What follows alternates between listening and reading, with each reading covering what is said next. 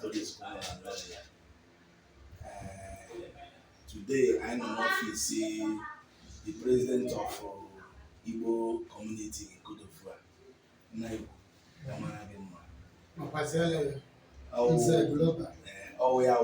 the president of Igbo community, High Chief Ejike Williams.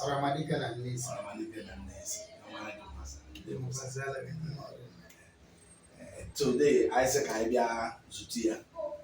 And I hụrụ ihe ọ na-eme iji jikọọ Igbo ọnụ maka na enweghị ihe dị ka n'ebe ọbụla ị gara na mba ịhụ na ndị Igbo na-anọkọta ọnụ, so anyị si na anyị ga-abịa afụ ya kelee ya ya mara gị n'onye isi mgbe m notisiri gị wụ mgbe a na-echi eze ndị Igbo na Pọvue. Afọrọ m ka Igbo siri ju crowd m fọrọ ebe a karịrị ihe nọ na elebọọlụ na stadium. Then the team na-eme m obiọma akpa mma ahụ datana na enwere unification m mgbe ebe Igbo nọ, despite the fact that na one or two kwa. So anyị si that na anyị ga-ezute gị bịa kelee gị nna Igbo ka eke mere ụmụnna anyị ndị Igbo nọkwa n'obodo anyị nọsiri ike nna Igbo biko enweghị m chọrọ ka ị kọwatụtụrụ anyị otu ije gị siri bido gbasara maka Igbo community na Abidjan na Côte d'Ivoire. Okay, because Abidjan we headquarters. It was well state capital. It was well federal capital. It was anything many association anyway. Na Abidjan supersede the regionals or interiors, whatever you may call it. Igbo Union began in 1970. 1970. Through Oju. Twice when Naked. Namu Adelobo that 2002. Abia me Udo Igbo Union. Finally exist. I'm guess where man be not a DB there, not a Igbo Union. Mana Wamele, Emmanuel Iwe Wabo, okay. Woke metro Chelibia, Mamelo of one of the girl. So, this time around, Keta, no get Gania. I line the Buno, Swine, Kibo Chicon, Kibone Buno form, Kibone Kuaza, Macano Kuaza, had a good mother, Ogo mother, Mabaji. And I will not do a fool when you are Baji. Mwa bidoro achigo m ọchịchị ebe dị iche iche n'obodo a. Ebido m from Igbo community na Pọvue na ọ dị 10 years as their chairman. Gbatala ndị Igbo anya na Pọvue. Ndị Igbo nọ na Pọvue mala na nke weketa na-ekwu okwu etu onye si wee nụ ya. Isi na ya lituo banye to Nigerian community vice president n'obodo a. Abụ chairman n'Igbo community Pọvue, vice president of Nigerian community. At the time, the president of English community, Jandak. Senior Pota, the president of all the Catholic English community in Côte d'Ivoire for good 10 years. Before this Igbo Union. I come now as a president of English community, Catholic English community in Côte d'Ivoire, before Igbo Union were there. Igbo Union, abalị ndị ha si onye isi maka na owe Chineke kwuru etu Chukwu si wee chịa, maka na mgbe a na-apụlanị, mgbe a na-akwado imeghele Igbo Union na ka ọ dị etu ọ dị taa, esoro m aga the meeting maka enwere m efe, mana m bụ akwụsịrị m ike na Anambra State Union, akwụsịkwara m ike na local gọọmenti m Ọka. Then even those na-eje meeting Nigerian community, na-eje nzukọ all Catholic English community Côte d'Ivoire, wụkwalụ president of my own parish na Jandak and so forth. So ọ bụ karịa m esoro m aga meeting na I'm surprised even because elect as the president of Igbo Union, onye isi ndị Igbo na Kodobo. Anọrọ m Kodobo, anọ m Ghana. Onye ji wee sị nọ uche Chineke, nọ etu Chukwu si wee chie. So ndị nọ land chere echiche, kpọwa ndị mụ na nwa dị achị, ndị oyibo na-akpọ executive. Kedu ebe anyị emepụli ndị Igbo? Anyị webidogodo jee mụọ ọfịs. Maka since 1970 wee lụọ ụbọchị mbanye, ndị Igbo nwere ọfịs. Nsịra na ọ dịkwana mma ka anyị nwetụgodo ebe anyị aga gọọmenti obodo achọ anyị, ma ọ na onwe ndị si Naijiria ebe anyị si bịa chọọ anyị ka a sị na ebe ya enweta anyị ka anyị nwee adreesị. Anyị gbaghalịa chọta ọfịs na Treasury. Anyị nọ dị ati na anyị mụgo down to the Angry presently office in the Igbo community. The Igbo Union na Kodobo. Yes. So mgbe a mere ya mechie anya, anyị nwegodo ọfịs. Mgbe sịra na constitution ndị iwu ọchịchị ndị Igbo ekega aka emeli, ọ dịkọta emeli na 1971. Na anyị niile ka anyị tụgharịa anya ka e nwee ife ọfụ bata na onwe nke adịrọ mma ka ewepụ nkwanye nke dị mma anyị chetara ka anyị tinye. Yes. Anyị wee nwee ihe ndị oyibo kpọrọ constitutional review committee. Enwere kọmiti mana ede ebutela anyị ncha niile esoro na-agụ na-ewepụ nke dị mma na-ewepụ nke dị njọ na-etinye nke dị mma. Ihe a ka anyị mere wee sị na ọ dịkwana mma etu ka anyị kụziere ụmụaka anyị a na-amụta n'obodo a asụsụ na omenala Igbo. Yes, very important. Even mbọsị ụka gara aga, mụ na sekretarị ndị Igbo, ode akwụkwọ ndị Igbo nwere ka anyị jee wegasiere steeti gọọmenti, steeti union niile. Kedu ibe leta bụ na anyị chọrọ ka mitin ọbụla bụ mitin ndị Igbo, union ọbụla nzukọ ọbụla bụ nzukọ nke ndị Igbo, ka a na-agụ edemede n'Igbo, na-asụ n'Igbo, na-ede n'Igbo. So ebe agwụgwọ na o so n'ofu ire mbụ n'obi, na anyị ihe Chineke na-enyere anyị aka. So mgbe na-agwa ha na anyị ebido ka anyị na-eli ji n'obodo a, maka na ili ji ka ndị Igbo ji agụ arụ mgbe gboo. Kedu ebe ị ga-esi wee na-eli ji? Asị na ọmụnwa ya na-awa ji as president of Igbo Union. Nsị na ọ makwara mma, mana ọ ya aka mma ka eke dị ọchịchị eke, ka anyị nwee eze ya na-awa ji, ka eze na-akọntrolu dị nchaji, that is ụlọ onye isi ndị omenala tradishọn ndị Igbo niile, nke ọbụla enwere ka ejebe be eze. Mana ọ natara administreshọn ndị Igbo si bịa jụọ ụmụ my successors na mpụ. Anyị ewekwuo ka anyị nwee eze, maka na eze na-awa ji, na ọ bụrụ president general na-awa ji. Obodo ahụ na-ịbatara ma obodo isi ma nke nsi, eze na-awa ji. Then president union ya, president general of the town ya nọ PG, mana eze ya waji, ọ wachazịa PG ya wejewa, mana onye nwa na-akpọfu ịwa ji, maka na ịwa ji ka Igbo ji agụ arụ. Enwe ndị ekweghị emelite, onye ọbụla kwekọrịta baa na constitution anyị enwe eze.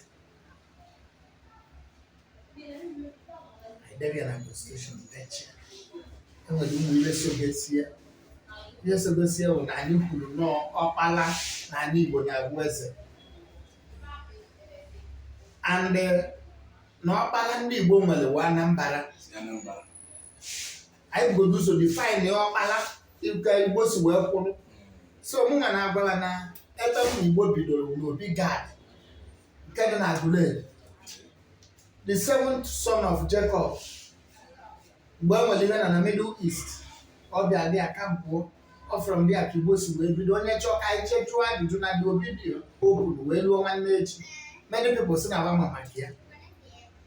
I vote onye ede etu esi wee wuru ndị isi Igbo ka esi wee mụọ Igbo: Anambra, Imo, Abia, Enugu, Ebonyi. Okay, Abia tọrọ Enugu. Yes. Because Imo State ga-esi kepụta Abia State. Yes, mana abụọ bụ the same day ka a mụrụ ha. The same day ka e create the two states. Mana ihe dịzi iche bụ na e create na Abia n'ụtụtụ, create Enugu in the evening by the military head of state. So information now, what am I needing? And they have opportunity for many people now. So I want to define the meaning of an constitution. Whether constitution, even ebe ndị Igbo na ndị Igbo siri ike ọchịchị. Constitution in 2 years. I whether constitution and that one is. I was. No, but I got a state being a bokaleta. I said, I need to well as ndị na-eso ewere n'otu, ndị batọrọ ewere ọchịagha, ndị nke ọzọ ewere ikenga, the last born ewere owele. Ọbana constitutional. And this is monarchy. Yes, constitution. So now achọ eze afọwe ọ join his ancestors, ndị tọrọ ndị batọrọ Igbo ewere. Ọdụrụ permanent with the Obala. No. Okay. I specify in the constitution. Makechi. Makira in the Mauro Makani, no space after us. After us. I want to ahead of. So I will na actual as a join his ancestors. Olutu Imo, Etwes Weta. I had Imo, there's a join the ancestors, Olutu Abia, Batu Enugu, and everybody. Ozu Igbo. Because recently I'm now with the Opala or the Ofuebe, I'm on the diaspora. But the challenge was just where some people you feel very cheated. So I maybe even mention, maybe don't have a penny on that. The Igbo Union, the code of water, they can say about it. You know, Obiang them. When I before, more believe in me, a terrible watching. Manatata, even me, I knew who would be no wine, ni mono. I will lead the Zian, now on Luberman, Abanoso, I nagade. And why you change, for example, now don't believe in Melanie. Na a report to an Igbo Union, my report to na state, or Kalia state, Igbo Union. Ọkali Igbo Union, Abuja na Palace na Bigwe. Ekwuchezie n'ikwere, ịma na ikwu nọ ndị Igbo niile ka ibusi eje uwe ojii bụrụ na eje uwe ojii. Na ọwụ ọsịsọ ọsọ onye gịnị a na-abụ mana anyị na-emekwa n'ihe ọ na-agala anyị. So anyị mechie nye chiche dị eze fụ dị etu o si wee ma mma. Wikwu na eze ama nọ na kọmunu niile, local gọọmenti na-abịa na mụnụba anyị n'obodo a na-akpụ ya kọmunu na ndị be anyị na-akpụ ya local gọọmenti. Ewesị na ọ ya dị mma na ichi local gọọmenti ka e nwee clan chief, obele eze, ambassador to the eze. Ọnwa ebe mere na kọmunu ya, ọ handụlugodi ọ kalịwazi anya obujele eze. By then, I appoint me President of Igbo Union. Ọ kalịwazi anyị ebujele eze. And the way they say we bujele na these three branches. Ekwenye na commune, ma ekwenye na state, ekwenye na Igbo Union, ekwenye na palace. Anyị na-agodu ihe na-agodu so mana one thing ofu ibe bịa onye ma na si n'Igbo enwe eze. Mana anyị na-eme ihe niile anyị nwere ike ime ka Igbo nwee eze. Maka ana m ewu n'oyi ka a na-akwa ndị Igbo. Ịbịa sị na Igbo nwere eze ọ na-ewu personally the language asụsụ adị m achụ ya. Because na Hausa nwere eze, Yoruba nwere eze, kedu ihe anyị eji ezi ya nwe eze? Anyị na-ahụta that Igbo nwere eze as a metaphor. It's a metaphor. Because before the version of the British before ndị ọcha abịa anyị nwere ihe a na-akpọ ndị nze na ọzọ ọha nwa na-achị mmadụ ndị eze ọba na-achị gbanwe ndị na-achị ka ha nwa ụdị ọba ndị ọba na-echi echi ọmụmụ ka a na-amụ ya ịghọtaghị so ọkwana ya anyị na-eme ya kịta anyị abawago regionals for example anyị iji wee nye gị ịgba ama anyị galitubu aka chi eze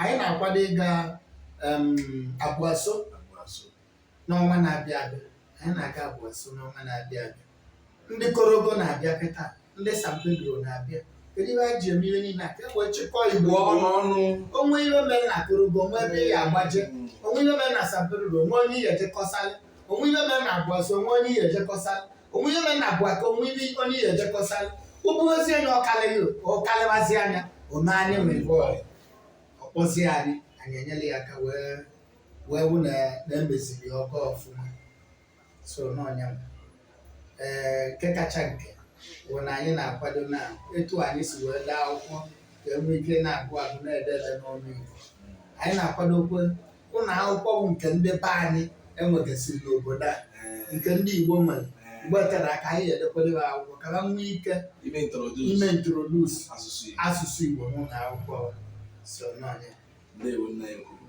Igbo ụnụ ahụla na ihe kwuru ka a na-eme maka na njirimara obodo na-esitekarị n'asụsụ ha na-asụ na aha na ha na-aza aza na ndị ụdị wee na ejike ha na-ejike n'ihe ha na-erikwa eri ọnya ihe eji mara Igbo ụnụ lee anya na ụnụ ga-ahụ na mgbe ọbụla onye ọwụ onye Igbo gafee ile ya anya isi na ahụ ya ị ga-ama na onye abụkwa onye Igbo ihu onye Awụsa ị ga-ama na onye awụ onye Awụsa ihu onye Yoruba ị ga-ama na onye awụ onye Yoruba ana anyị nwawa Igbo na ha agbakọrọ aka anyị hụdata na ihe njirimara anyị ga na-apụta so that ụmụaka anyị ndị nke a mụrụ n'obodo na-awụrụ obodo anyị matakwa very well na enwe ebe ha si onye eze elu ụdị mbọ maka ọtụtụ ụmụaka anyị amụrụ ikwu ole gbasara maka nke asụsụ ụmụara ezigbo mma elu ụdị mbọ ụnụ na-agba ebe a gbasara maka ụmụaka ya na-amụ ebe a na-akpọkwa ha aha Igbo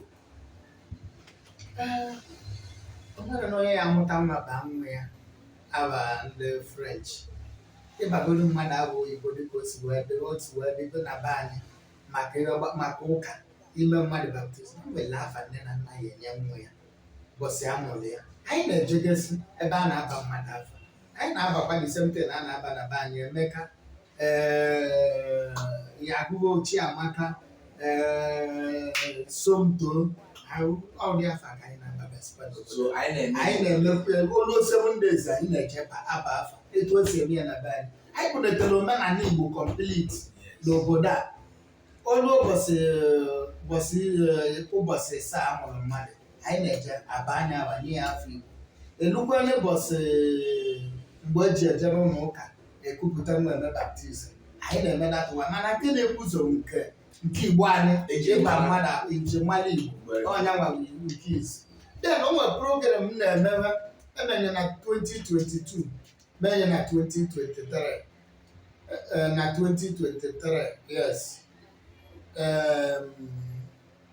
ana m akpọ ya Igbo Unity Week that Igbo Unity Week onwere ime adị afọ dị ya ma ijele mmọnwụ Apụlechieli mmọnwụ Okwomma Agaba na-agbacha dị ya ha nwekwara program fụ ụmụaka ndị na-asụ Igbo o nwere anyị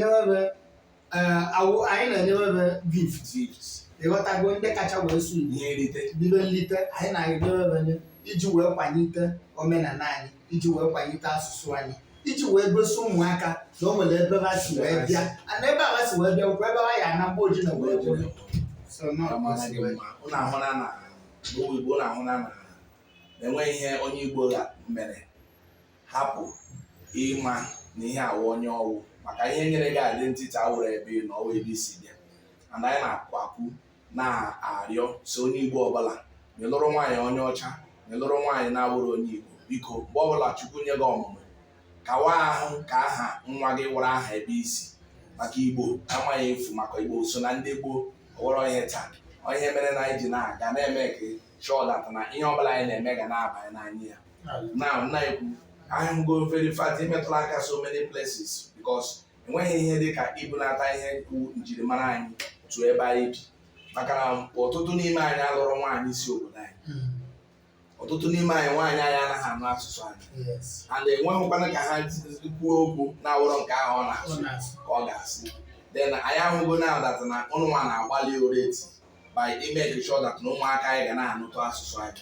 and anyị ahụ na-adata na ha agụ na ụmụaka anyị aha ha and anyị ahụ na very well na ụnụ emewugo an introduction ga-eme ebe ha na-aga akwụkwọ ka ha nwee ike na-amụta asụsụ ha ma marakwa ka esi ede ya and ịkọwagoro anyị na-adata na ụnụ n'onwu na-eme na introduce na ebe ọbụla anyị na-eme ọgbakọ anyị ka anyị sụọ na n'olu anyị na-edebe n'olu anyị ọ dị very important maka na ọsọsọ na ala Igbo ka ọ ga-awee bịa mgbe ọbụla ndị gọọmenti anyị na-eme ihe ma ọ bụ ihe obodo na-eme gị hụ ka ịgụ akwụkwọ a na-ede na oyibo a na-agụ n'oyibo ọ na-emezi ya dịzi ka ihe nke anyị ọ na-efuzi iche so biko anyị na-arịọ Igbo ọbụla ebe ọbụla ụnụ nọ ma ị nọ n'ụzọ ije ma ị nọ n'ụlọ onye ọbụla kawa ahụ ka anyị laghachi na bak na ihe eji mara anyị maka na ọwụ ihe ọma ka ọwụ maka na enwere ka ọ dị data na afta ihe niile nwoke gabirigara ọ na-anụbe ha ọ na-asụbe ha maka enwere ụmụaka ndị anyị mụrụ na-anụbe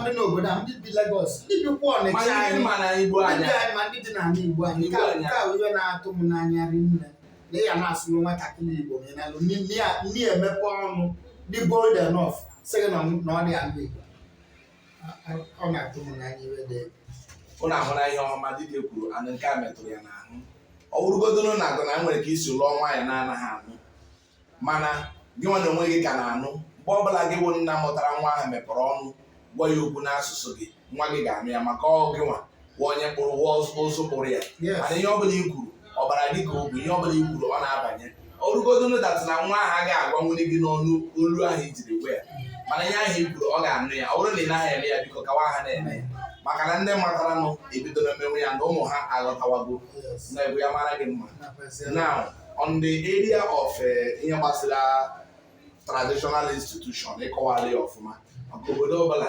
na-enweghị eze echiche unu chere iji hazie ya wee echiche ọma and unu nwa niile chere echiche ahụ Chukwu ga-agọzi unu ọ ga-adịrị unu na mma now eze gbasara maka obodo anyị nọ n'ime ya ndị obodo anyị nọ n'ime ya ha na-enyekwere ndị be anyị aka ndị be anyị ha nọkwa ọfụma ụjọ na-atụ ha ebe a mba obodo anyị nọ na ya ndị ọchịchị anọ kịta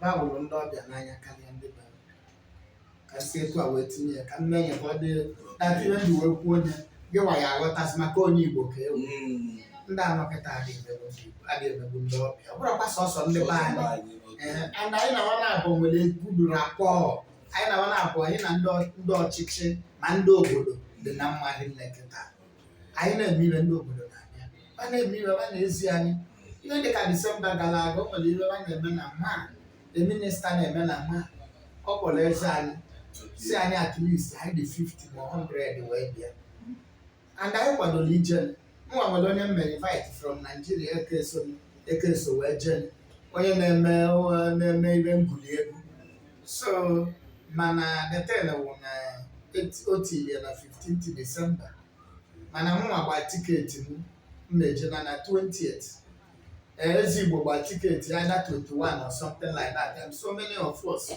so emechezi ọsị na onye isi ọchịchị obodo a maka ọ ya bịa the program na Alasan Watara sisitizie the 10 na 23 ka nọ mgbe ya enwe efe na o nwere ebe ya jere anyị gwa na anyị ma ama n'omume dị na anyị agbachago tiketi na ahịa ibe dị ka mụ adịmanụ n'ụzọ agba Krismas adịmanụ n'ụzọ agba Disemba adịmanụ n'ụzọ agba New Year agba awaji ndị be m bi Lagos ndị be m bi na Festac nna ruo na Lagos na ele ya mobile mgbada ha n'Igbo nna mkpọ Disemba anyị na-ana Disemba every year before na anataba akwado chego anyị enwego date nnabata anyị agbada anyị anọdụ ya ruo January at least ka ụmụaka mara ebe basị ụmụaka m sef ọ na-atọzi m ụtọ ịnọ ngwa sometimes ngwa na ya babi ebe a ka agba Disemba basị m ụlọ na-adị n'ọvillage ka ya agba Disemba Igbo amaka na-ekewa eziokwu ya mara gị mma nna ekwu ihe anyị bịara na-akpara anyị obiọma na anyị na-achọkwa ime ka ụnụ mara na onye anyị na ya nọwụ President of Igbo Union in Côte d'Ivoire. Aha ya wụ High Chief Ejike William Ọhamadike na Nnezi.